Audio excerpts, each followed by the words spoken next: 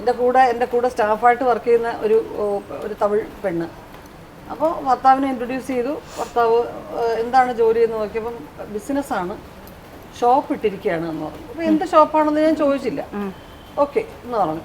അപ്പോൾ കുറച്ച് ദിവസം കഴിഞ്ഞപ്പം ആ പയ്യൻ എൻ്റെ വന്ന് കണ്ടിട്ട് പറഞ്ഞു, അമ്മ എനിക്ക് എന്തെങ്കിലും വേല ഇരുന്നാൽ കൊടുങ്ക, ഞാനിപ്പോൾ ഫ്രീ ആയിട്ടിരിക്കുകയാണ്. ഞാൻ പറഞ്ഞു ഷോപ്പുണ്ടല്ലോ. ആ ഷോപ്പ് വേറെ ആൾ പാത്തുക്ക് വാങ്ങ, നിങ്ങൾ ഞാൻ സുമ്മാ തന്നെ ഇരിക്കുക, ഞാൻ ഉங்க കൂടെ പറഞ്ഞേൻ വേലക്ക്.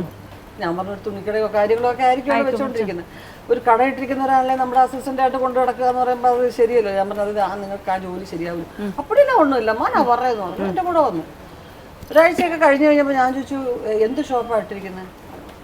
ഒന്നുമില്ലമ്മ, ഞാൻ വന്ന് അയൺ ഇസ്തിരി വണ്ടിയാണ് ഇട്ടിരിക്കുന്നത്, അത് പറയരുത് നമ്മൾ പറഞ്ഞിട്ടുണ്ട് എല്ലാവരോടും. അപ്പം ഇപ്പോൾ നമ്മുടെ ആൾക്കാരും കാണാത്ത അങ്ങേ ഒരു സ്ഥലത്താണ് കൊണ്ടുവന്ന് ഞാൻ വെച്ചിരിക്കുന്നത്. ആൾക്കാരുള്ള സ്ഥലത്ത് നിന്നാലേ പൈസ കിട്ടത്തുള്ളൂ. ആരും നിന്ന് കഴിഞ്ഞാൽ ഇങ്ങനെ നിൽക്കാതെ ആരാത് പാത്ത തെരിയും, നീ അങ്ങ് പോയി നില്ലെന്ന് പറയാം. അങ്ങനെ ഞാൻ അറ്റത്താ പോയി നിൽക്കുന്നത് ഞാൻ. അപ്പം അതുകൊണ്ട് ആ ജോലി അവൾക്ക് എന്തോ ഒരു മാനക്കേട്, ഞാൻ അതുകൊണ്ടാണ് ഇതിന് വന്നതെന്ന്. ഞാൻ ആ പെണ്ണെ വിളിച്ച് നല്ല ചീത്ത പറഞ്ഞു. ശരിക്കും ഇതിനൊക്കെ ഒരു ബോധവൽക്കരണം, ഒരു അധ്വാനിച്ച് ജീവിക്കാന്ന് പറയുന്നല്ലോ അഭിമാനം. ശരിക്കും സത്യം അല്ലേ? വെറുതെ നടന്നിട്ട് ഇത് ചില അച്ഛനമ്മമാർക്കാണ് മക്കള് ചെറിയ ജോലി ചെയ്യാൻ പാടില്ല. അപ്പൊ അതൊക്കെ ചെയ്തു കഴിഞ്ഞാൽ മോശം. മോൻ വലിയ ജോലി, ഈ ഒരു ബോധം ഉണ്ടാക്കിയെടുത്ത് മക്കൾ ഒരു പണിക്കും പോവാതെയാക്കും. സത്യം.